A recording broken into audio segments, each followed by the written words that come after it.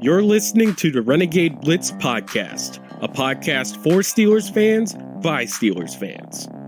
Follow us on Twitter at Renegade Blitz, read articles on renegadeblitz.com, and like us on Facebook.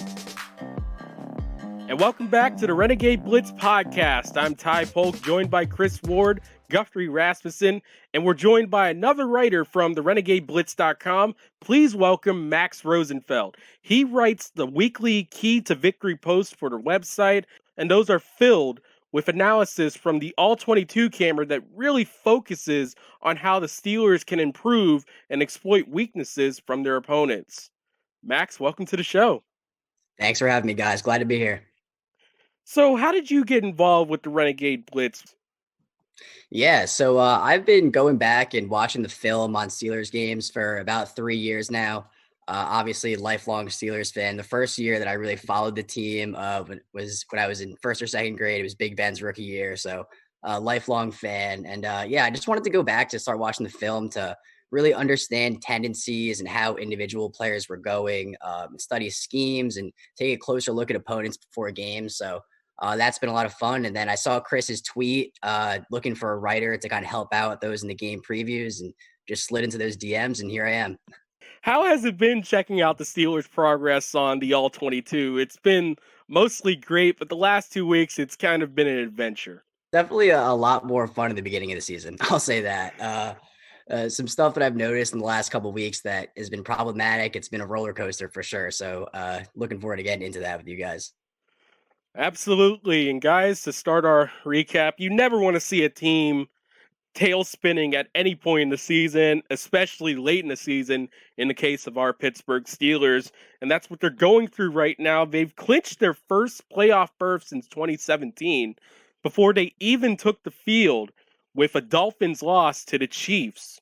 But thanks to a dismal performance offensively, that squandered any hope that the defense would drag them to victory, losing to the Buffalo Bills 26-15. The loss dropped them out of a crucial bye week in the playoffs and an even more crucial chance for home field throughout the AFC side of the playoffs, with those Chiefs unlikely to give that top spot back anytime soon.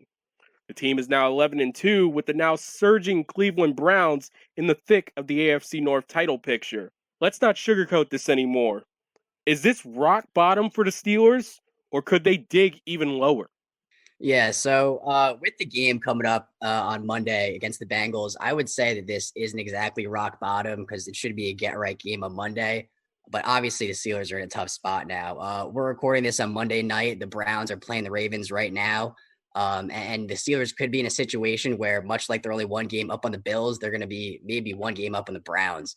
That can make that Week 17 matchup potentially for the AFC North. So obviously now we're in a spot where this is getting really interesting and it's getting tricky. But I wouldn't consider this rock bottom yet, just because the Steelers should be able to bounce back next week. And if they get back on track, they'll put themselves in that position to win the AFC North. And as long as that happens, that's really all we can ask for. I don't think this is rock bottom yet, but it's getting there. But like he said, it's this game on Monday. It's got to be the game where we turn it around. Build some momentum going into Indianapolis. We need some good vibes in Pittsburgh. We haven't really been having them these last 2 weeks. We're 11-2, but it feels like we're 8-8 again. It's just as if you're a Steelers fan, you have to remember we're 11-2. We're still in a good position to turn this around, but this wasn't the time to really slow down. I don't think they've hit rock bottom just yet, but I mean, like they're really close. Like, I mean, the offense has no identity. They can't run the ball. The receivers are having trouble catching the balls. Especially Deontay Johnson and Eric Ebron. And then I'm worried about Ben's deep ball. I don't know. I have to watch more of it, but I mean, it looks like he's not stepping into his throw. I saw some people mention on Twitter.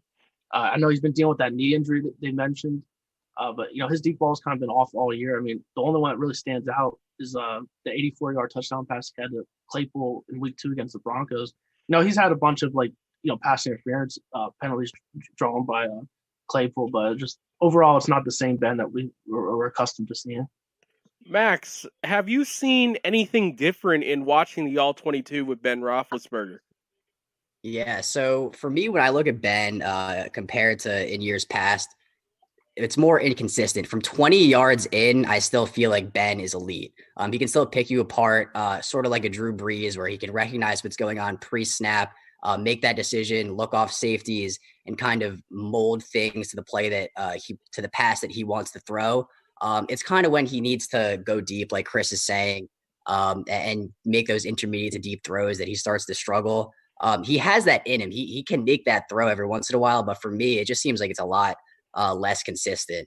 And when you can't run the ball, you're not doing play actions like that, and the defense is able to come up and press and anticipate those yards from 20 to 15 yards and in, that's really what makes it tough for Ben. So for me, if he can be able to find that consistency on that deep ball, that would change everything. I don't know if we're going to get that this year.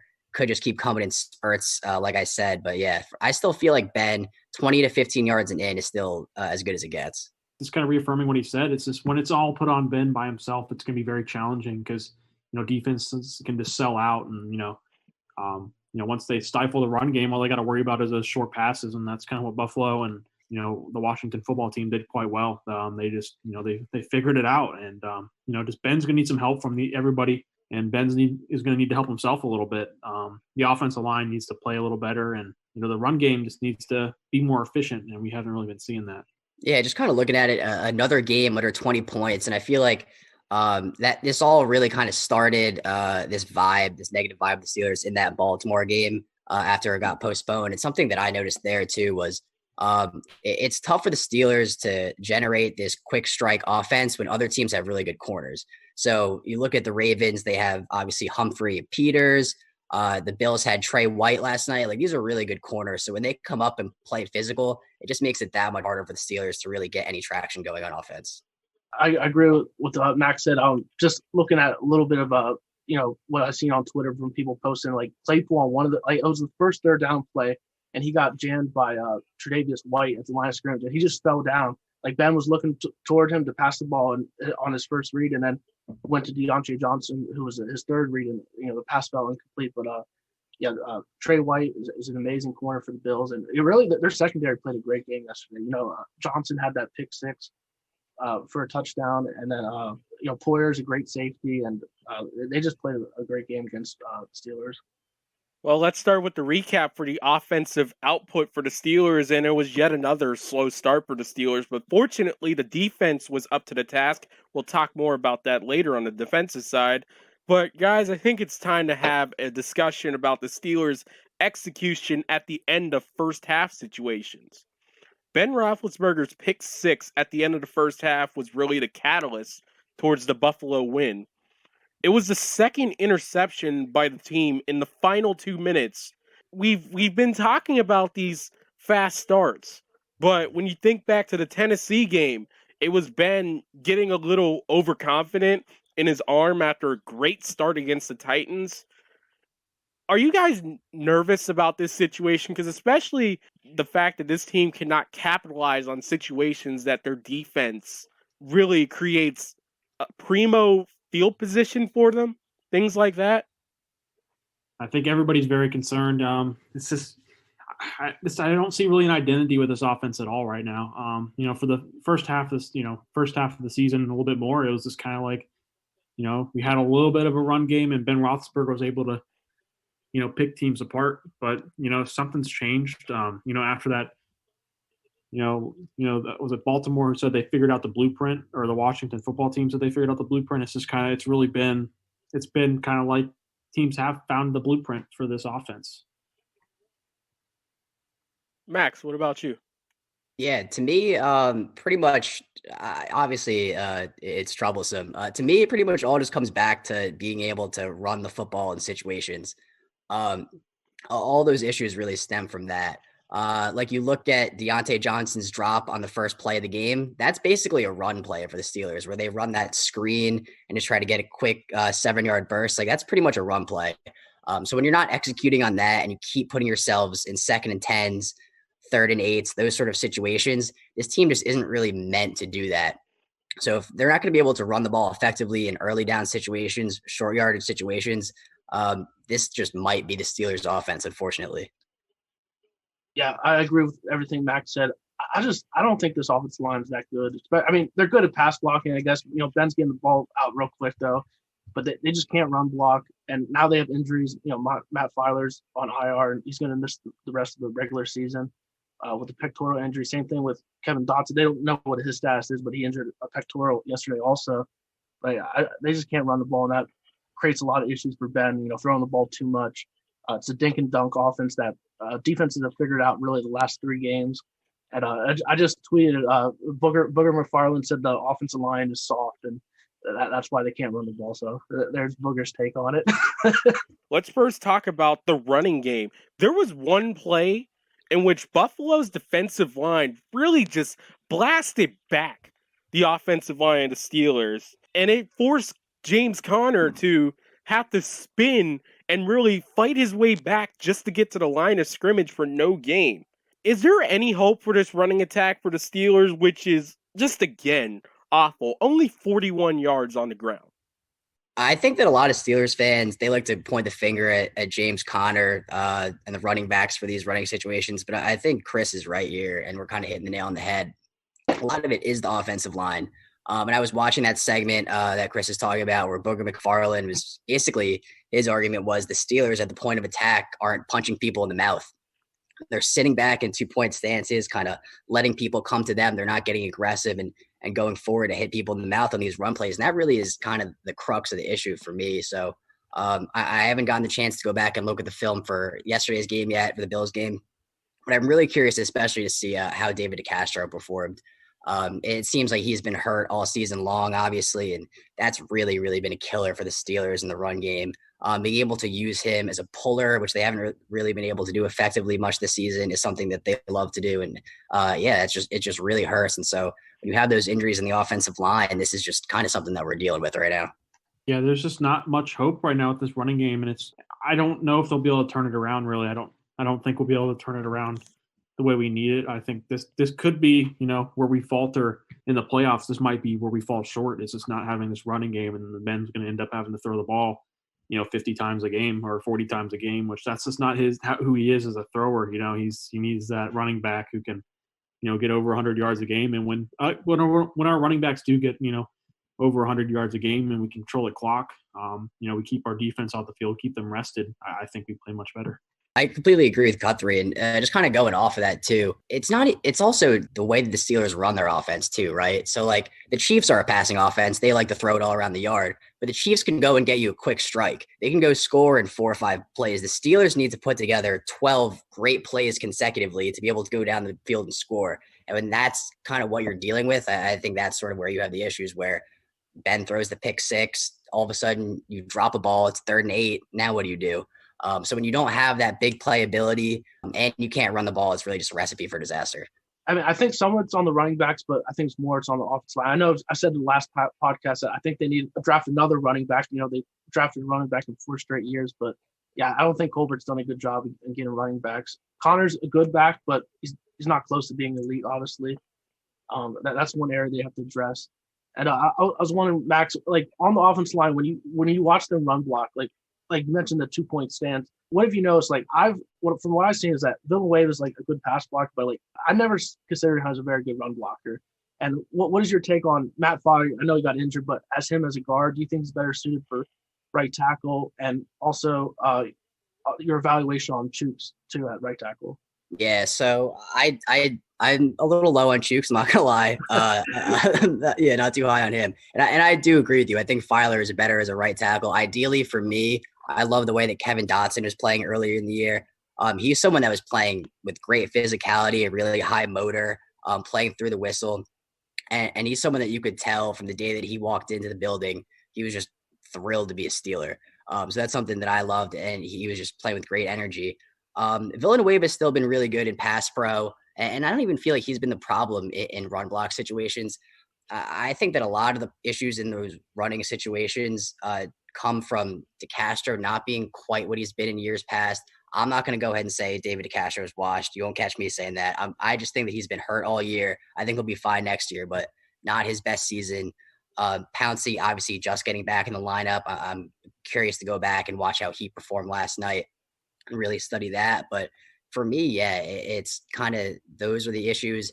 And also at the edges, like Eric Ebron couldn't block me or you if we were playing DN, like if I'm being honest.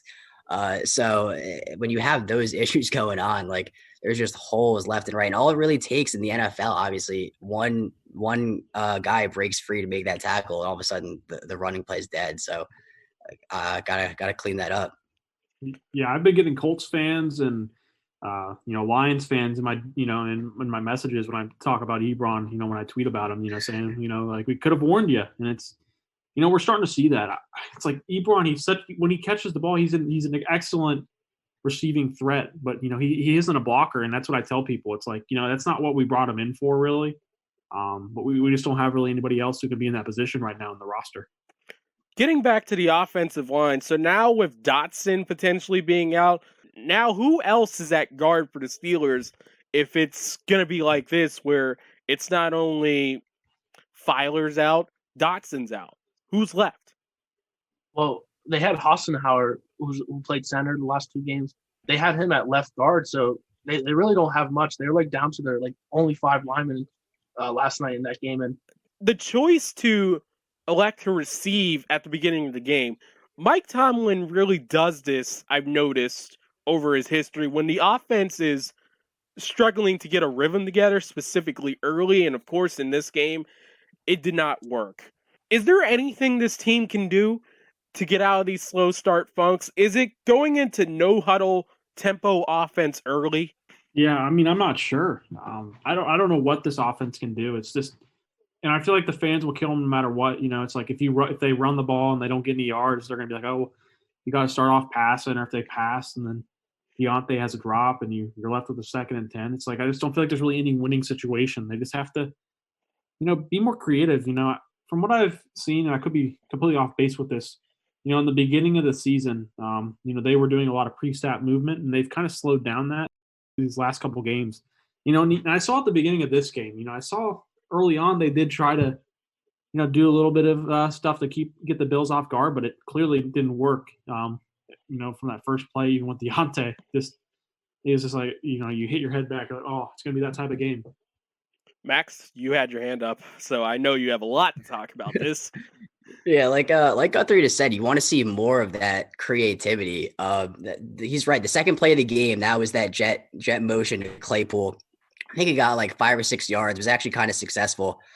So I don't know where that stuff goes. The past few weeks, they'll run that motion and then just hand it off to the running back every single time. And then finally, they wanted, I guess, put on tape. They gave it to Claypool for the first time in weeks, and he had a positive play. But yeah, I think that I've been a guy who the last month or so, I've been like, all right, got to commit to the run game, commit to the run game. And now I'm just starting to come to the realization that you can't commit to the run game if you can't run at all. So I think the best way probably is to, like you said, just to kind of spread it out, have Ben pick people apart and use your best asset, which is your young receivers. Now, obviously, if they're not catching the ball, that presents a different issue. But I think that's the way that this offense is most effective, when Ben can spread everyone out, assess his options, and pick apart zones. So let's talk about Roethlisberger's game. And for the first time in 2 weeks, he hasn't thrown over 50 passes. He only threw 37 this game.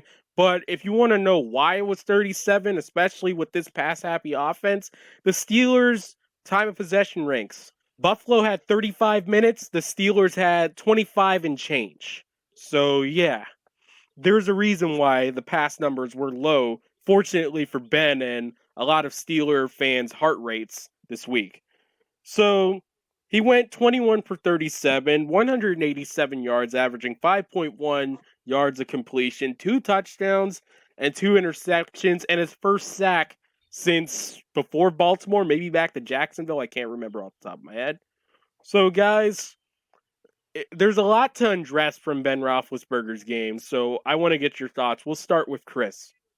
Yeah, it was just, I mentioned earlier about the pick six that he threw. Like, he was staring down Juju the entire play, and the cornerback for the Bills, Johnson, made a great break on the ball and, returned it for 51 yards for a score. And then, they're still in that game when they're only down 11 points in the fourth quarter, and if he would have had that ball out further for Washington, who knows what could have happened. They could have got a touchdown on that drive, and maybe the defense gets a 3 and out, and they're only down by 4. But he completely underthrew Washington, and it was an easy pick for Wallace there for Buffalo. That's why I'm concerned about his deep ball. That throw right there was really concerning. And when you look at the throw, his feet, like it didn't look like he completely stepped into his throw. I'm not taking too much worry away from the way that Ben played. When you are that one-dimensional with your offensive scheme, it just leaves you susceptible to that sort of thing. You could tell that the Bills, the entire defense was coming up and anticipating those short throws. The corner pretty much read his eyes exactly, like Chris just said. And it was just an easy pick six. And when you're running a predictable offense like that, that's pretty much just what you're going to get. I think that a lot of Steelers fans get really defensive of Ben. And obviously, I love Ben. But on one hand, Steelers fans get defensive when people are like, all right, Roethlisberger is holding this team back. He's the reason that they're not going to beat Kansas City, such and such. So, yeah, we went back to last season. We know how that goes when Ben isn't around. But at the same time, Ben's great. He's pretty much the main reason, in my opinion, that the Steelers are 11-2. But at the same time, there are limitations there, like we discussed earlier in the pod.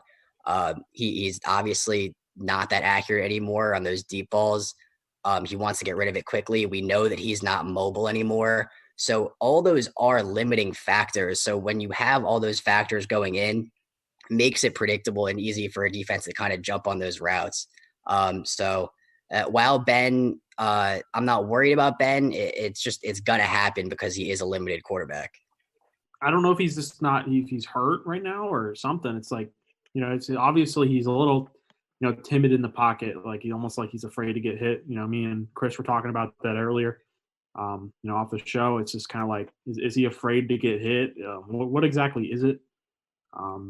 But it's kind of like what you guys were saying earlier. It's just, we need to add more dimension to this offense. And, I want him to get some of those medium throws out there, throw more than 5 yards down the field, basically, get some of the guys in the slot moving around a little bit, hit them in the middle of the field. We just haven't really been seeing much of that. You get those short throws, and, while those are great and while they usually can get 8 yards out of it, but still it's just not getting us where we need to be. And that's scoring touchdowns and, getting in good positions, on possession downs, like getting into manageable third downs.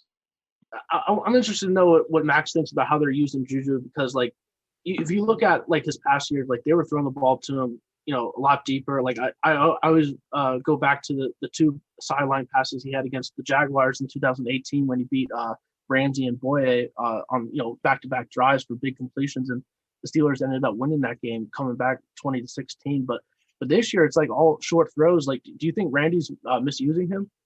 I think Randy is misusing a lot of people. Yeah. So I think Juju's been great. It's not his fault necessarily, but yeah, I can totally see what you're saying. I think that they're so reliant on him being Ben's safety blanket that a lot of the times it's hard to force him on those routes that take longer to develop, because Ben does want to find him when he needs to go hot and just dump it off. And especially on third downs when he goes quick, you've seen that. So I think that's more of a function of what it is, as well as they really love to use Claypool on those go routes. Obviously, he's great at drawing those DPIs. So I think it's more of a function of just being so reliant on Juju, because he's the only guy pretty much besides James Washington that is going to catch the football. Deontay Johnson had a very interesting night. He had 2 drops, including on the first play of the game, which got him benched until the second half. He didn't drop a pass from there on out. I want to get the thoughts of the 2 social media page runners from the Renegade Blitz. I saw some fans wanting Deontay cut right then and there. What are your thoughts on the fans' reactions on Twitter and Facebook? And Guthrie, I don't get a chance to look at the Renegade Blitz's Facebook, so I'm interested to see how people were able to express their anger in as many characters as they want. And there were definitely some long ones. You get some of the regulars on Facebook, and we appreciate all of you. But they were okay with it. They're like, yeah, this needs to happen. Trying to see what I actually exactly said. Well, Chris, we'll get you first while Guthrie pulls that up. On Twitter, man, I wouldn't go as far as saying like cutting Johnson. I mean, he's a great receiver. Like he's just having issues with drops. What do they call the yips or something when you just like it's something mental or something. And I thought they were going to clean. I was wrong. I thought they were going to clean it up this week and bounce back, especially after they had like 7 drops against Washington. And then the first offensive play of the game, he throws a quick screen to Johnson. He drops the ball. It's like it's just mind-boggling, really, the issues that he's having. And Ebron's no better, really. He had a drop also. Would have been a first down there in the second quarter on 3rd and 3, and or 3rd and 7, and then he can't block either, too. So it's just I don't know. It's a mess. I will say this it was better than the last 2 weeks. It still wasn't good, but it was better in the last 2 weeks, which, considering that 7 drops is kind of like an all-timer, is a small improvement.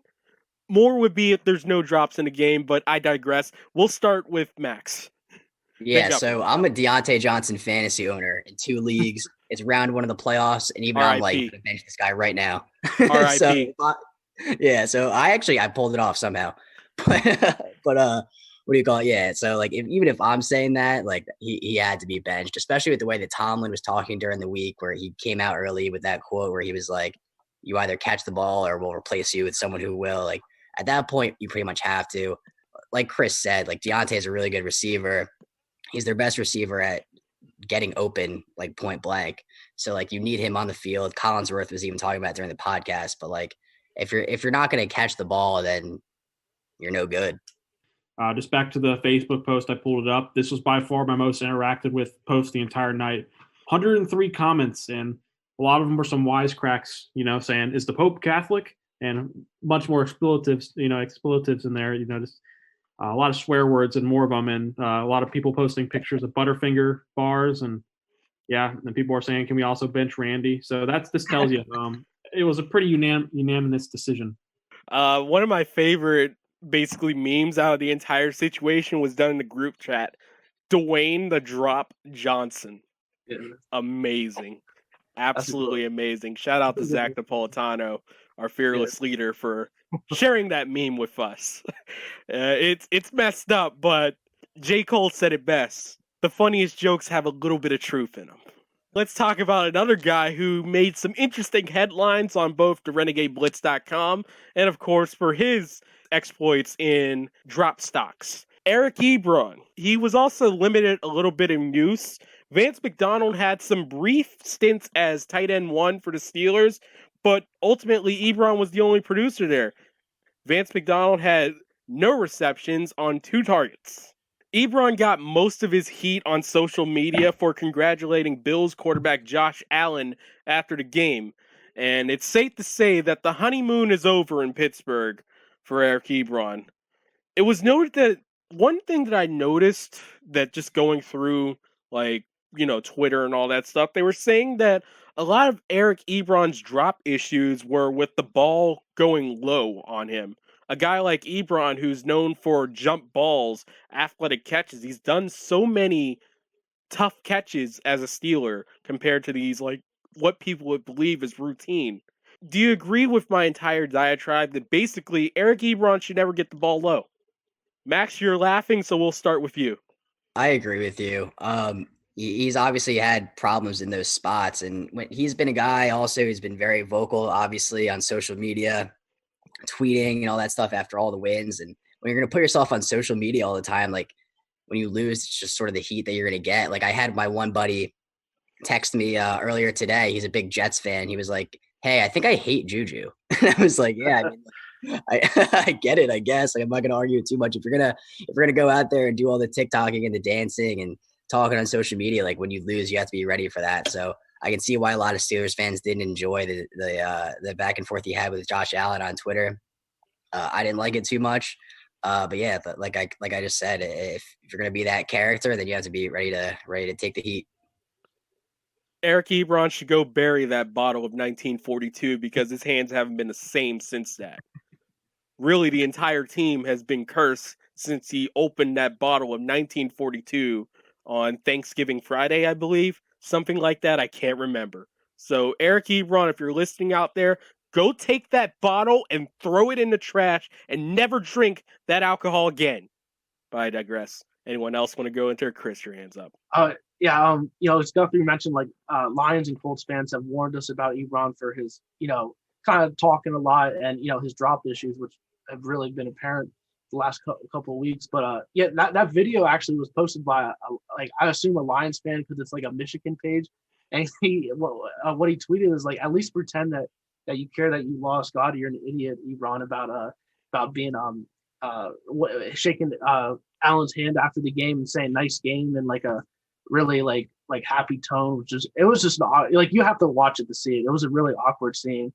I don't know. It didn't sit well with a lot of Steelers fans. It's just mainly, it's not really that bothers me as much. It's just kind of all the talk on social media. It's just like, it's the same thing that Max said about Juju. It's like, you just don't give any teams any ammunition. The game's already hard enough. And, it's just, what are you thinking? Most of the time, it's just kind of like, you knew he was on an interview, just like, it's just not worth it. It's just kind of just making yourself kind of look bad, ish. But yeah, it wasn't even a nice game. It was like nice win, which like you probably used a poor choice of words. Overall, it's not a big deal really in the grand scheme of things, but it was a really weird scene because he was like more excited than Josh Allen, and like I don't even know if Josh Allen knows him, and like Allen was doing an interview at the time, so it was just a weird scene. I'm just going to say this, and this is probably like stirring a little crap, but if you remember from our conversation with Chris Carter, Eric Ebron was getting a little friendly with the Pittsburgh Steelers during the Juju bike game. So I'm just saying, Eric Ebron, future Buffalo Bill. The way he's been dropping passes, I don't know if any NFL team would want. and he's had these issues before. Like, I mean, Lions and Colts fans still talk on Twitter all the time about Ebron because he just rubbed them, such the wrong way. They really are, Chris. They're in Steelers mentions every weekend. I notice it. Like, we warned you about Ebron. I don't get it. A guy scored 12 touchdowns with the Colts. It's like, I thought guy was just balling with Andrew Luck. But then again, they did mention that they felt that he kind of like punched his ticket out of Indianapolis a little early whenever Andrew Luck decided to retire abruptly. So I'll give him that. But for the most part, I will say this, and it's really sad in the history of Pittsburgh Steelers, at least in my lifetime, he's the best receiving tight end the Steelers have ever had. And that's really sad when you think of that. What are your thoughts on the rest of the receivers' day? Of course, Juju, he was the big subject with TikTok, but for the most part, he backed it up. 6 receptions on 7 targets, 55 yards, and a touchdown, and James Washington also showed that he should get the ball more, and that drop percentage stat that I told you about last week is full of crap. 3 receptions on 6 targets for 29 yards and a touchdown as well. Who should get the ball more in the Steelers receiving room? I'll just go with James Washington. He's been rock solid, this entire year when his number's been called. I think, just keep giving him some shots. I know don't go completely deep because obviously that's kind of a problem with us, but give him some more intermediate passes. Let him, work the middle of the field a little bit, although it's not his bread and butter. But just, like that pass, that touchdown pass in the middle of the end zone, that was such a beautiful catch, beautiful throw. That's just, after I saw that game, I was filled with hope, and that's why, it hurt even more to lose. It's just kind of like, wow, that's what I wanted to see out of our offense. It's that type of play, capitalizing off our defense forcing a turnover. I don't know. In short, I want to see more Washington. Yeah. Is it possible for us to somehow give Deontay Johnson James Washington's hands? Is that something we could do? Because that would be really helpful for this offense. We've been doing knee transplants on Twitter, so hand transplants are not that far off. Steelers got to look into that one. But yeah, to me, I agree with Guthrie. I think James Washington's a guy who has to have his number called more often. He's reliable, like Juju. He's got sure hands. He's tough. He's physical when he finishes on runs after the catch. Obviously, he doesn't have that ability necessarily to separate like a Deontay or even like sometimes a Claypool. But when your pretty much number one issue aside from the run game is being able to catch the football, and you have a guy in there that is going to catch the football, that works really hard. He's a strong runner. I'd love to see him get more touches. Yeah, I agree with everything you guys said. Like, Washington's been really coming on here the last couple of weeks. really the whole season. Like he gets limited snaps, but every time he's on the field, he produces. And he had that 19-yard touchdown against Buffalo, and I'd like to see him get more snaps. It's just so hard because they have so many good receivers, but if Johnson's not going to catch the ball, put Washington over him. I'll just leave you with this one last final rant on offense for the Steelers. And the one thing that I've noticed across our group chats, Twitter, Facebook, just about any social media out there, is the misdirection of grievances from Steelers fans on the offense. And I want to make it clear. I do think, and there will be changes at offensive coordinator in Randy Fichtner. Chris, you put out a Twitter question about him, and many people were calling for the return of Todd Haley. Steelers fans haven't sought out at any of the position coaches at all. And that means I'm looking at Eddie Faulkner, the running backs coach, and the offensive line coach, Sean Serrett, and maybe the assistant offensive line coach as well. It's been a systematic failure that has really impacted the entire play calling with it. As sad as it has to say, it's like Fichtner doesn't really have much else to go to because even the positions can't necessarily do well. It's one thing if it was maybe arguably the wrong plays being called, but when you have somewhat of the personnel out there to do something and there's no plan, like what's up? So I'm just going to remind Steelers fans that there's a ton of things offensively that has to change for the Steelers. It's not just personnel. It's not just the offensive coordinator. It's also the position coaches, because if the same coaches are there, and we all know how the offensive line has basically fallen off a cliff since Mike Munchak has decided to take his talents to Denver. I don't know what's going on there, but Faulkner was supposed to be a guy that went to North Carolina State and helped out Jalen Samuels, and Jalen Samuels, for the most part, has been MIA outside of maybe a few sparkle plays out there. I wouldn't call them splashes, but sparkles that make you think, okay, does he have something else aside from attempting 2 screen passes and catching only one? There's a lot of things that the Steelers have to do this offseason that is not just personnel. Personnel is not going to fix this. The offensive coordinator being fired is not going to fix this. It's wholesale changes, and it's going to start with the position coaches. Yeah, that's a good point. I haven't really thought about the position coaches. I know they like Serrett as a they had high things to say about him when they hired him. He was basically coming off he was Munchak was a mentor to him, and I don't know. It's really hard to say if it's his fault or not, but the running backs and offensive line haven't been producing. Guthrie? Yeah, just quickly, it's hard for this organization to make that kind of change with Randy, because it's just like Ben Roethlisberger. It's like, he's your guy, and he's been, he basically was calling for Randy to be the offensive coordinator after Haley was fired. It's just this team's like a kind of a family atmosphere. We have coaches who've been with us since, probably as long as I've been alive. Like Keith Butler and Randy Fichtner.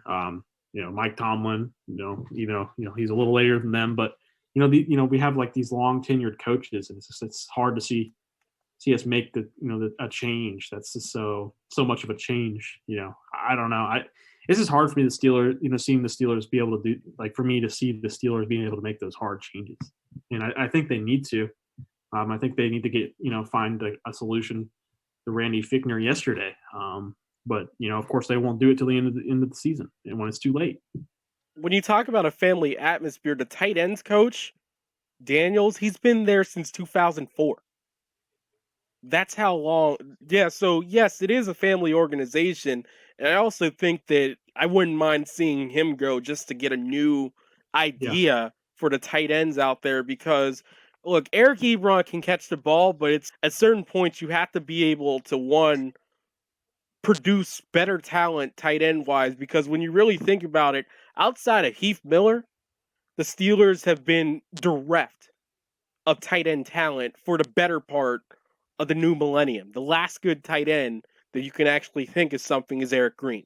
And even with that, then before that, who? Tell me who was the Steelers tight ends before that guy. Heath Miller's really been the only standout as tight end position, really overall. As through Steelers, the last since 1970 or whatever. Well, Darius Green didn't do it for you guys. No, He had high hopes. I mean, he was brought in basically. He was originally supposed to be the successor to Antonio Gates, and Antonio Gates just kept on sticking around. But then when it came time for Green to show something alongside the Killer Bees, he couldn't stay healthy. So it's been bad luck, but at the same time, it's time for a lot of new ideas out here, because who knows if Ben decides, this is enough anyway. Or if he decides to stick around for another year. There's got to be new ideas, and new ideas fast. Yeah, not to take us on a completely separate tangent, but we even saw Ben's first, I don't know if I can do this anymore, the season yesterday. So I don't know if we're ready for that whole sort of change, but I completely agree with you guys that there's got to be something to give a spark into this offense. Like Guthrie said, it's not going to happen this year. Like if there are changes, it's going to occur when it's too late after the season, but something's definitely got to happen. Yeah, on that point, I don't know why Roethlisberger does that pretty much every time he has a really bad game. He hints the retirement or says something like passive-aggressive remark or something. Roethlisberger was asked by Brooke Pryor of ESPN if some of his off-target throws were due to miscommunication with his receivers or the play calls, or if there's something else going on. And he just quickly said, "I'm just not very good, Brooke." And he just had a straight face, and it was completely awkward. It was oh man, Ben. It's just Ben being Ben, but sometimes it just gets tiresome sometimes. Yeah, that's classic Ben right there. But it is. I don't think we're gonna have to worry about that. But yeah, definitely some changes, like you guys all said. Well, with Ben, it's either he throws his receivers under the bus and creates another Antonio Brown situation, or he just says he's not good and also hints at retirement. I mean, no matter what, I feel bad for the guy at a certain point. It's he wants to firmly say yo, something's going on here, but he's afraid of being the bad guy. He's already the bad guy enough. And so I feel bad for him because yeah. Yeah, and I will give him some credit. He has been a little bit better this year in those post-game interviews with some of the stuff where it's not my fault, it's all the receivers, all that sort of stuff, but he finally broke. We knew we were going to get him once this year after a loss. Took until this late in the year, but it finally happened. I think a lot is because they're winning, and when they lost to Washington, it felt like everybody in the entire lot was okay, we finally lost one. But this loss felt a lot different, where they they just had a chance to beat a really good Buffalo team and still compete with Kansas City for the number one overall spot in the playoffs and get that first round bye. And now it just looks like the Chiefs are just going to run away with it really now. I mean, you could definitely have a Ben Roethlisberger bingo card, all his antics during the season. Being on the injury report until Saturday, or I don't have it anymore. Comments, he needs to turn it around, show some enthusiasm sometimes. On the sidelines, he's just always there frowning with his head hanging low. It's just show some emotion a little bit, and not always negative emotions. Fire your, because your teammates will feed on that. We'll find out what's up next on the days of our Steelers, the return. But guys, we've spent most of our podcast talking about the offense because really it was an offensive loss. So now it's time to talk about the defense, and really early on they were instrumental in keeping it close until the dam basically broke off with that pick six. An interception by Mike Hilton and a fumble recovery by Cam Sutton that was thought to be an interception, but ESPN didn't list that. If I'm wrong, sorry. And the pass rush did pretty good to overall, I guess. I mean, including a missed sack fumble by Sutton that could have really been huge and who knows, maybe allowed more offensive output from the Steelers. We'll never know. But then the team could not stop Stephon Diggs at all. Once Josh Allen got time in the pocket from those passes, he just carved the defense up. And Josh Allen was 24-43, 238 yards, 2 touchdowns and an interception, only sacked once. And Stephon Diggs, another 100-yard receiver against the Steelers. 10 receptions for 130 yards and a touchdown. Guys, what's your thoughts on the overall impact of the defense that was just eventually crushed by the weight of the offense not being able to do much aside from 2 drives. Overall, I think they did very well. In the beginning of the game, it was very much like a defensive shootout going on, 3 and outs being thrown around like Oprah. But it just ended up, just eventually I think our defense just got worn down. They just got tired, and the Bills eventually saw something, and then they kind of, exposed the secondary a little bit. Yeah, I completely agree. I thought the defense played really well, especially when you think about the fact that Ben gave them a touchdown. They didn't even score 20 points, the Bills offense independently. So I thought the defense was really good, especially Mike Hilton. He's awesome. I really hope that he's back on the team next year. You just always love to see him flying around the field, making physical plays.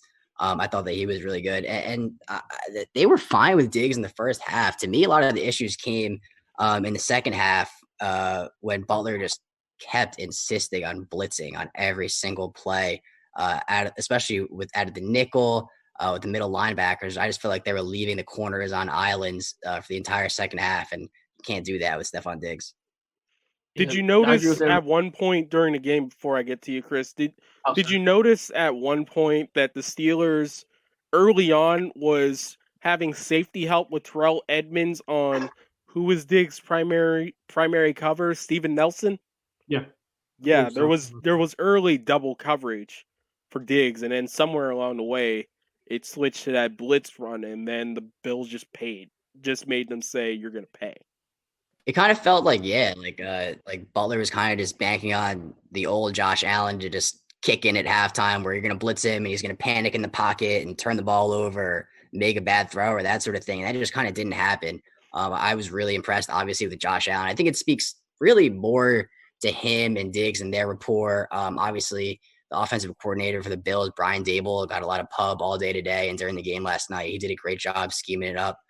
I think it really speaks more to them. I thought the defense played fine. And like you said, to open this segment up, it was really an offensive loss. So not too many complaints about the defense for me. Yeah, I agree with everything you guys said. I thought the defense played great in the first half. They only gave up a field goal. Hayward, got tremendous pressure in the first half. Then the second half, they showed yesterday during the broadcast that the Bills started like double teaming the offensive line. It just really came down to those 2 possessions out of the second half where they both got touchdowns, and Allen and Diggs really just took over. And Nelson kind of struggled a little bit. He slipped on that one touchdown, but I think it was just more schematics, really, like you mentioned, Max, that Butler. The Bills just did a better job of executing, and Allen started getting rhythm and started connecting with Diggs there. And Diggs really just took over the game there in the second half. Yeah, and of course, the run defense did okay. I mean, they gave up 104 yards, but no single 100-yard rusher. And really, the Bills' rushing attack is probably something that the Steelers should really pay attention to implementing for their offense. They're not asking guys to go out there and hit home runs like we're used to, but they're getting steady, consistent runs, and that's really what kind of caused the Steelers' defense to open up a little bit against Diggs sometimes. And, of course, Josh Allen, he can run a little bit, so he was creating a little havoc in the rushing defense as well. It felt that whatever they needed to run, they were able to pick up first downs on third and short, and that's really the difference between having a time of possession of 25 minutes versus 35 for the Bills. Yeah, exactly. This is kind of why we're losing games and not scoring, when we're on the 1 yard line, not to bring up, old dirt, but it's just kind of like, you got to be able to get those hard yards. You got to be able to get that first down on a third and short or, intermediate second down.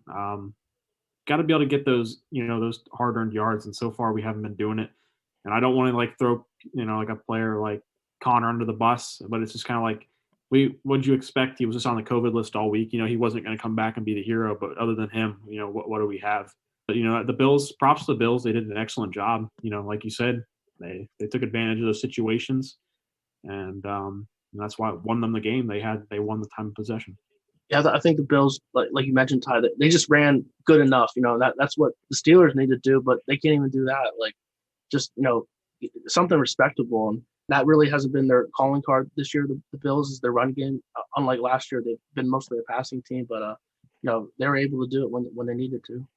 Yeah, I agree with you guys. The Bills did pretty much just enough. And I think a lot of it of their success with situational running also has to do with the injuries that the Steelers had on defense too, especially a linebacker. When you're down Vince Williams, who we know is great at coming downhill and making those hard tackles, and Spillane, who's been playing really well, it's hard, especially because you're playing Marcus Allen. I don't know if you want to call it a nickel or a dime. If we want to consider him a linebacker now, but when you have so many defensive backs on the field, and Marcus Allen is pretty much taking the place of a Vince Williams, it's going to be harder to stop the run. It's just kind of how it is. So with that in mind, the Steelers defense was pretty good. It's just, like I keep saying, it is what it is, and the offense has got to play better on the other end, like Guthrie said. Yeah, Marcus plays that traditional money backer role, the role that was kind of revolutionized by one former Steeler in Mark Barron, and of course Deion Buchanan out in Arizona in his heyday with those Cardinals out there. So yeah, when you look at it, the middle linebackers were the most tackle heavy group of the Steelers. Avery Williamson had 11 tackles, and he's not really a guy that's going to get sacks. He did have a quarterback hit though, but he's a tackle machine. So I guess in a way it's like, nice secure tackling. It's like you need to have some pluses from the defense, especially with the COVID situation there. The Steelers broke the Tampa Bay Buccaneers record of consecutive games with a sack. It was the Steelers' 70th straight game with a sack. The sack was recorded by Tyson Alulu. They recorded 6 quarterback hits, but did they feel a little bit more held in check than any other time this season? Yeah, sacks wise, definitely. I was almost nervous as the game was going on. I'm like, their offensive line is, parting our defensive guys like, the Red Sea. It's just, there was just so much time. I was kind of worried. I mean, we saw the penetration happening, but, Josh Allen's very mobile. He was getting around the pocket quite well. It's credit to him. But, I'm happy we broke it. But hey, definitely not as many sacks / QB hits that we have seen in previous games. Yeah, I thought the Bills' offensive line did a good job in the second half. They were getting pressure early at the Steelers, but like you mentioned, Allen's really mobile and he's able to run away.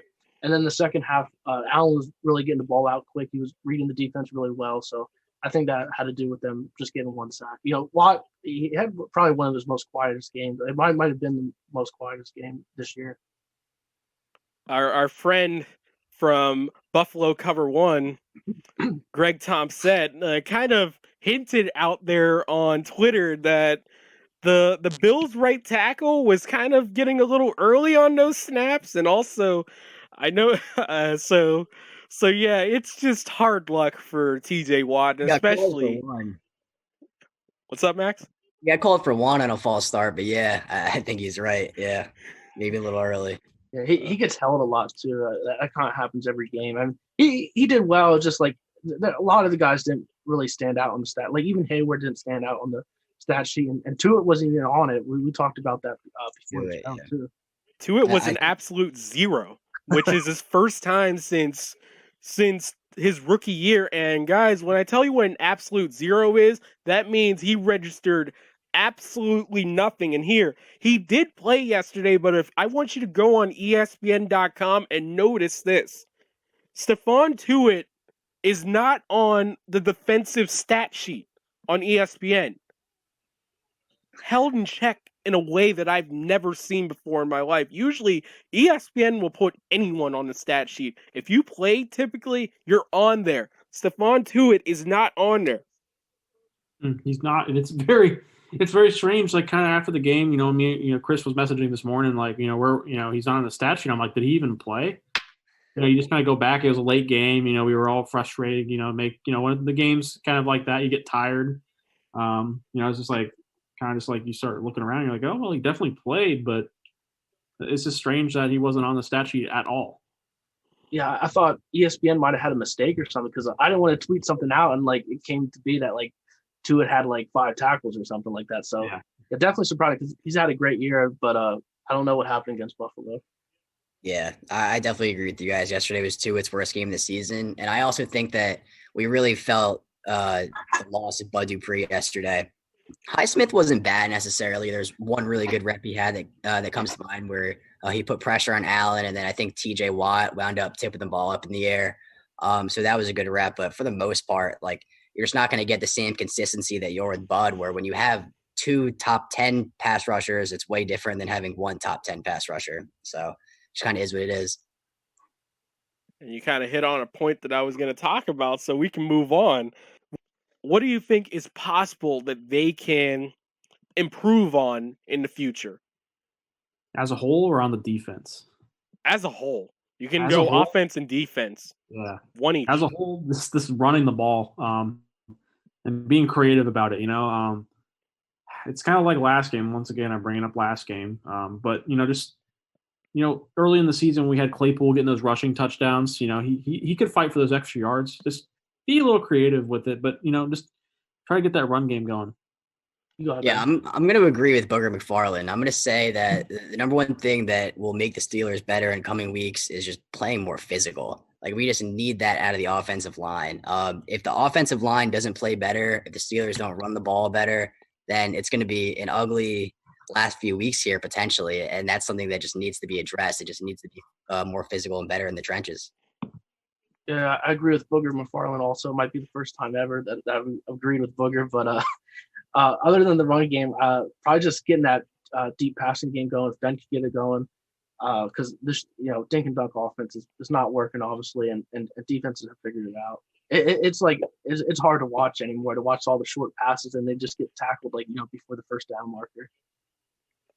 Yeah, the Steelers got to figure out something running wise. They got to run the Maryland Eye, the wishbone, the full house, split pro. I don't know. They need to find something to get this running game together. And it starts this week with Cincinnati, which seems like a favorable matchup, maybe the last favorable matchup for the year. And I'm curious, what do you guys believe will be the record for the Steelers in these last 3 games? And I'm going to start off by saying they go 2-1. I believe they lose to Indianapolis, but they managed to hang on and beat both AFC North opponents, creating this unlikely sweep of the division. Unlikely based on their play the last 2 weeks. Yeah, I would agree with that take completely. I could see us dropping the Indianapolis game, or, unfortunately, maybe I flip-flop it and say I'm kind of worried that we lose the Browns game. But I agree with that final record assessment. 13-3, or, if we're lucky, if we win out, that'd be great to be 14-2, but it's hard for me to see that as of now based on play. I'm with you guys. I think 2-1 is probably what we're looking at for the last 3 games. This has obviously been a really somber podcast. We're just getting on here, trashing our team pretty much. But it's still important to sit back and remember this is a good football team. Still have 11 wins on the year, still 11-2. This is still a good team. They'll be all right. They'll right the ship. There's just a couple little things to correct here and there. But I'd go 2-1 the last 3 weeks. I'll be shocked if they go 14-2. I think they go 2-1. Also, I'll say they lose to Cleveland in Week 17. I wouldn't be surprised if they lost to the Colts in Week 16, but I have a feeling the defense will win that game for them. So overall, 13-3 for the regular season, and who knows what happens in the playoffs. I'm really not too sure right now. Yeah, definitely don't want to get into that now, because I could tell you right now, if you ask me now, it's I'd be trashing them. But they could definitely, like you guys said, if they right the ship a little bit. It starts with Cincinnati though. You got they could win that game. That's a good game to try to get some things figured out, and you don't want to take that matchup for granted. Cincinnati's just a hungry team, but unfortunately they lost Joe Burrow. But you can't overlook them. You can't overlook anybody in the NFL. But use that game as an opportunity to right the ship a little bit. Do you guys believe that the Browns would steal the AFC North out of the Steelers' nose?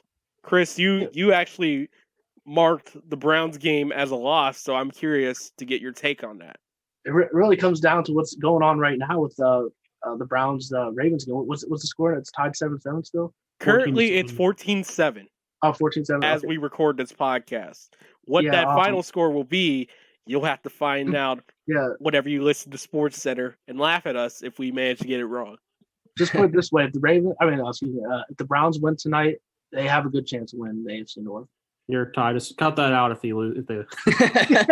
No, just kidding. But it's. No, you could. It'd be pretty funny. But I don't know. I could totally see the Browns stealing it. I don't want to trash them. Baker Mayfield's definitely looked sharper, these last 2 weeks than he has all year. And they're getting hot just when they need to get hot. That's all I'll say. We've had a couple of laughs at our expense on this podcast. We've made fun of Eric Ebron and 1942 liquor, whatever that is. If it's whiskey, if it's not, Eric, you probably follow us. Tell us exactly what it is at Renegade Blitz.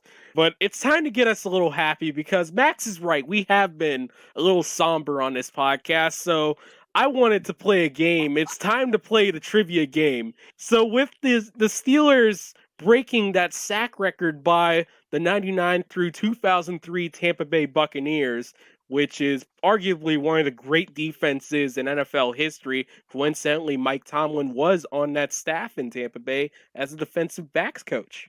To start that record, the Steelers recorded 3 sacks against the Ravens in that Week 8 game in November 2016 that began the aforementioned streak. So the first question is, who recorded the first sack in the record, and who else recorded sacks in that game?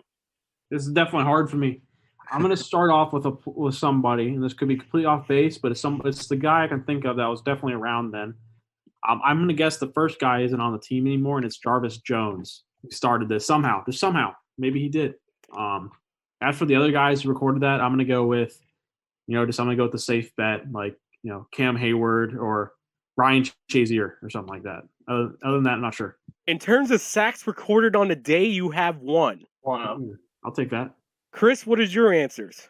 I'll go with Harrison. I know, since you said it was one, I know Jarvis Jones was one of the players on the the list, but I'll go with Harrison. And who else recorded sacks on a day? To give you a little bit of a hint, 2 players recorded half a sack. I'll go with Shazier and Tuitt. Max. I'm pretty close to what Chris had to guess. My guess is also James Harrison. I just feel like that's someone that was around at that time. Was gonna go Cam, but I'll go James Harrison for the first sack, and then I'll take shake and bake. I'll take Shazier and Vince Williams on the half sacks. So the answer to who recorded the first sack is James Harrison. Who recorded sacks on a day? James Harrison had 2, and Ryan Shazier and Anthony Chickalo had half a sack each. Wow, I would never have thought I forgot. He's in Denver now. That's a throwback right there. That's definitely a player I had high hopes for. Just kind of like getting a late round pick. He kind of stuck around for a while. It's cool to see. I'm surprised I didn't think of James Harrison. It's just cool to have him, be that far. We started that streak, and then a player like Alualu kind of, breaks that streak. It just shows kind of that Steelers football right there.